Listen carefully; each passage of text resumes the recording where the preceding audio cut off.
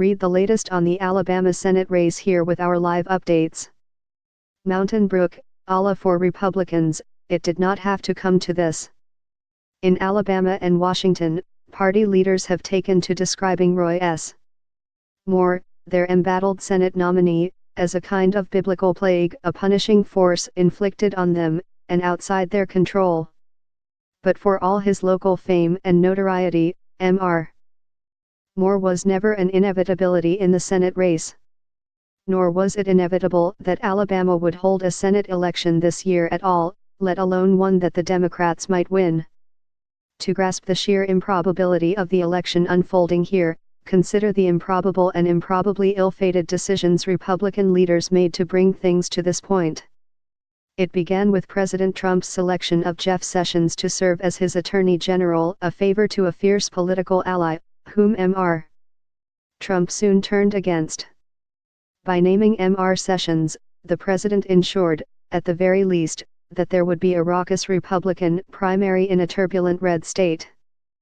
Had Mr. Trump named a non-senator to the job, no such election would have taken place.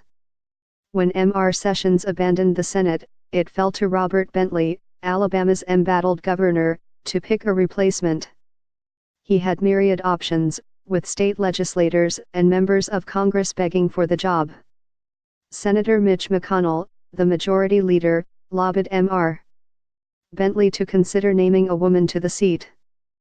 But Mr. Bentley went a different route, choosing Luther Strange, the state attorney general who was at the time investigating Mr. Bentley. The appointment was seen as tainted from the start. Mr. Strange, however, believed he would have time to settle into the seat before defending it in a 2018 special election. Mr. Bentley helped set this process in motion, but he left office before he could see it through. After he resigned in a deal with prosecutors, his successor, K.I.V., surprised national Republicans by rescheduling the special election. She moved it from November 2018 to a random Tuesday in December of this year, amputating half of Mr.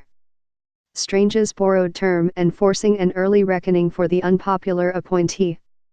If Mr. Strange was viewed uneasily in Alabama, he was fully embraced in Washington. Mr. McConnell backed him forcefully in his bid for a full term, and committed millions through a super PAC to aiding his candidacy.